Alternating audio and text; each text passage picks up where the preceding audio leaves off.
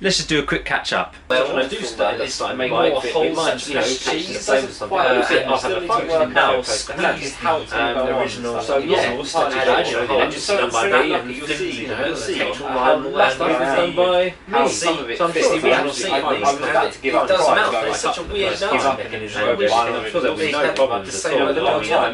Anyway, enjoy the video. So all caught up now? Good. Here we go.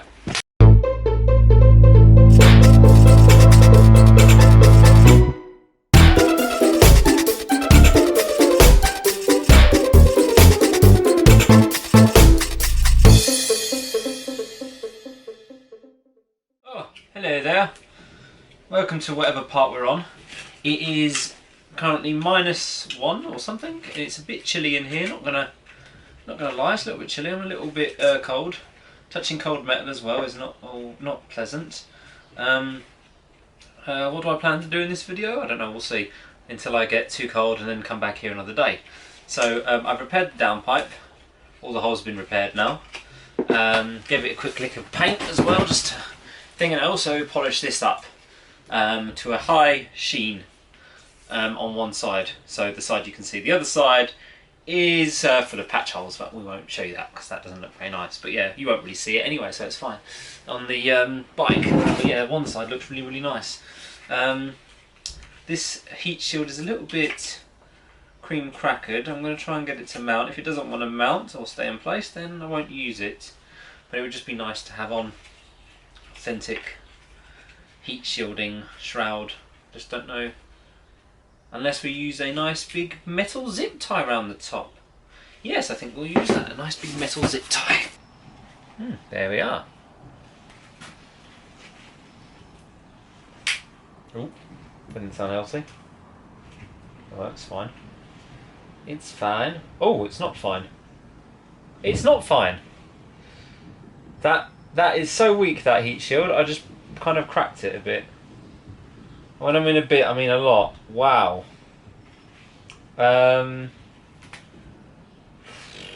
It's probably okay. Maybe I should put another zip tie on it just to... It just has to go on here nice and tight so it doesn't rattle, because that would be annoying if it rattles. Oh look, the heat shielding's on. That's good. Oh, the flange. I take the heat shielding back off. The exhaust on. Immediately, I don't know. I mean, it's so annoying. It fits, I think. Let's just have a look. Is there a gap? Let's just get the light in there so I can actually see. It looks like there might be a gap at it. So this is the problem I'm having. This is the downpipe. This is the flange or whatever, terrible drawing I know, but there's a tiny gap there. This gap here is a gap. I mean, the gasket's here, the thing's here, but it does go all the way in, but there's about that much movement, so it does actually move away from the head. Now that's with the nuts all done up. So what I'm going to do is I'm going to try and do this all up, and then I'm going to try and put the exhaust all on as well, because the exhaust going on actually forces it forward a little bit, which actually forces it up. So it's maybe worth a try. So it costs nothing to try, I guess. But then my second problem is that it gets, when the exhaust is on, the actual muffler, it's incredibly close to the kickstart, and I don't want to have to deal with another kickstart this bike again. Anyway, let's give this another try. You know what? I think there is a gap. It's very hard to see. Can't actually see it so well. This exhaust isn't moving, which is good. I don't know if there is a gap. What I'll have to do then is carry on. If there is a gap, we have to order a thicker washer.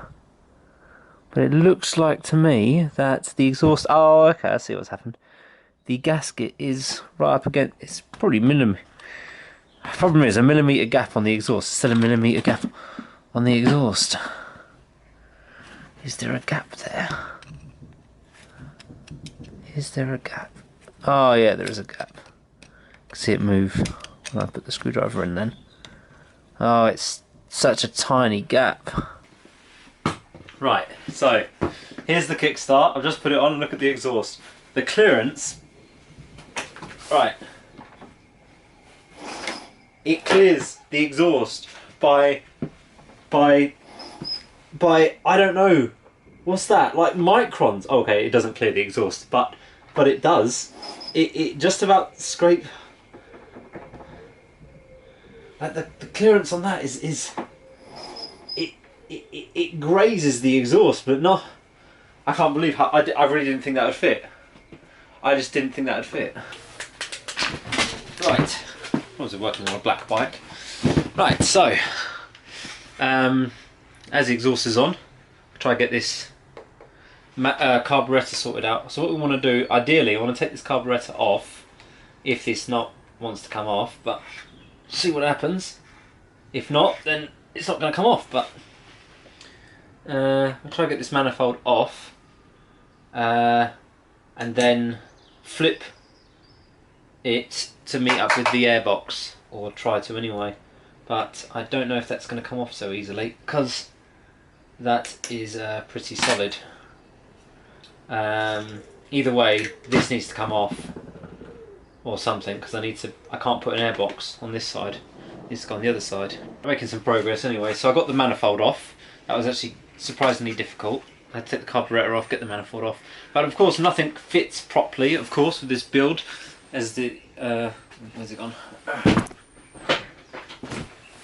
Of course nothing fits properly in this build. So this, I want to flip it around the other way. Put the carburetor on and then make some sort of pipe to connect this up, but of course this doesn't fit because of this nub at the back. I'm going to have to cut that off. Unfortunately I'm going to have to cut that off there, which is a shame, but I don't like doing that sort of thing. But I might not be able to cut. I don't think I need to cut the whole thing off. Let's just see how much I need to cut off. Okay, so it's just literally just the end of this needs to be cut off in this corner bit here to make this fit. Get that on, put that on, carburetor on, and then work out a way to make a pipe that goes from the carburetor to the airbox. First, I'm going to go warm up. I'm freezing.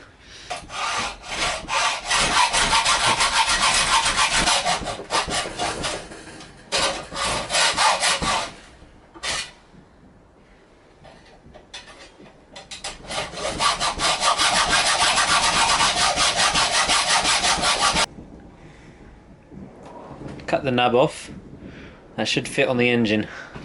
Right then, so look at that. I think I've got enough clearance there. Just about touches there, but doesn't. Look at that. Look at that. That is a good cut. That is. Look how that is a good. Look at that measurement. Oh, brilliant. That is some high quality. That I completely eyed it up as well. Completely guessed. Did not measure that. So I got lucky there again. Same with this. Wow, that fits beautifully. Right, carburetor on, and then I need to work out some sort of pipe. Right, well, I've got the manifold on. Just thought I'd clean this carburetor up. It's just, well, just full of black gunk all over it. Let's give this a clean up. Just want to scrape out all this, like, well, just years of crap, basically. Now, the inside of the carburetor seems to be okay, but we will test it out. Maybe have to take it apart, we'll see. But it's just like a load of like thick grease is built up on the ears on this thing, so I just need to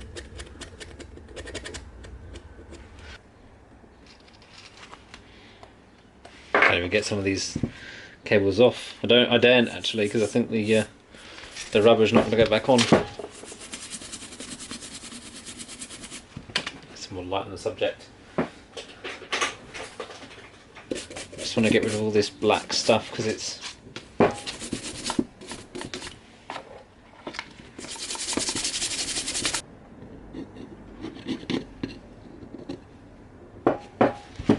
it's coming off. Well, it looks a lot better than it did anyway. Let's have a look at it without my goggles shining my way. It's still a bit black on this side, but not too bad now. Right, let's see. Have I got some fuel pipe?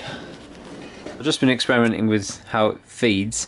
I'm going to flip this tap around the other way. Maybe if that works, I'll see if that holds. If this can point this way, then I can wire it up with the current fuel pipe I've got. If not, I'll have to get some more fuel pipe and then work out a way to make it feed through differently. So I'm going to try this first because this is cost nothing to try this. Donations that people have given me. I've actually got some budget to spend, so we need to find this pipe. So I need a pipe that is that, and well, it's about the same on both ends, that's alright. So I need to find a pipe around this so we can modify it to bridge the gap. Well, I'd like to thank to Lake District Bullet. He, look at that, he donated me a couple of pounds on stream, and I was able to buy this gasket with his money. The one ring. My precious. So, exhaust is on and no movement anymore. So, that gasket seemed to have held it in place. Whether or not this whole system doesn't start blowing, I need to tighten up this Jubilee clip. Tighten all this down and work out how to mount this properly under here. Under here there's a massive gap. Where is it? Here there's a bit of a gap, so I need to get that sorted out. Either pack it with washers or something. And then get the kickstart on. Make sure this all lines up correctly again still. Well, it looks like it does. So we're on to the next step. I'm going to just put that. This needs to be undone a little bit to move this clip round, just to hold that in place. But now, biggest problem. So, I mean, inner tubes are meant to be airtight. So can I kind of like sock it on? I'll give that a try now and see if that does anything. Now, this is my air pipe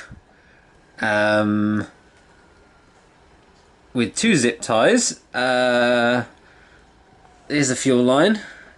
Oh, that's a point. We need to get some clips on that, otherwise it's going to start leaking fuel everywhere. Okay, so we're going to clean that up. Oh yeah, I guess we've got to put a throttle in there as well. Got to feed a throttle to that as well. So throttle this up, and then I guess move on to the foot pegs. I mean, I would try to possibly start it once I've got the throttle cable in. Probably give it a start. I've also got the kickstart working as well with no clearance problems at all. Can I kick this with one foot and one hand?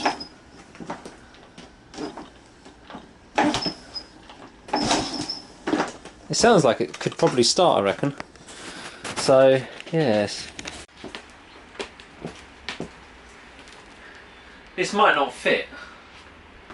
This is just out. I don't know if this is going to be long enough. The throttle cable, you can get a pit bike throttle or something, that will probably work. But still, I just didn't want to have to do that. Ah, the return isn't. The return is not fantastic on that. Well, I have to disconnect this whole grip then to fix that return, because that return is pretty awful when it's done. I keep running into problems, so I've run into problems pretty much every step of the way. Like, it's to do with now it's to do with the throttle. So, because it's all mixed match of parts basically, because I've gone from carburetor. Okay, so it's not returning. No return. So let's disassemble this. See if we can figure out what's wrong with it. But yeah, I've had a lot of issues with it. Right, so are you enjoying this video? Well, if you are, do you know what that means? You should probably go ahead and hit the thumb up button right now to give this video a like and share your appreciation. Also, if you have any tips about anything better that I can use as an air intake than a bit of old inner tube, then please let me know. It's a 34mm size internal diameter of the tube is what I need. And it only needs to carry air, so it should be okay. Anyway, I'll have to figure something out for that. Also, thanks to anyone who's watched the stream and said hello. If you want to catch one of these live streams live, or the chance to anyway, then you could always hit the subscribe button and notification bell. Then you may be notified when I start live streaming from my workshop, or trying to work out where I left my tools while I wander around aimlessly around my shed. Anyway, also special thanks to the patrons who have now given me the funds to buy some very stupid but very fun upgrades for this bike. The patrons know what that is, and eventually you'll find out in the series a bit later on. Anyway, back to the video. I've had a bit of an issue. I got this to work. So this was not snapping back, of course. The throttle was a bit sticky. Got it all to sort of snap back a few times, and then I tracked it down. Why is it not snapping back correctly and stuff? And the reason why is because when you put it into the carburettor, the cable has to go through this 90-degree angle. Now on the original carburettor, and how it went into the original carburettor, it's just straight down. So that 90-degree pipe here, this C200 throttle cable is quite a thick boy. It is very nice thick boy, but because of that, this 90-degree angle is getting caught on this little 90-degree angle thing here is getting it caught on. So I need to replace this with an upright one. I wonder. No, I can't. It's a shame that I can't reuse this carburettor because the manifold sizes are different. I mean, whoa!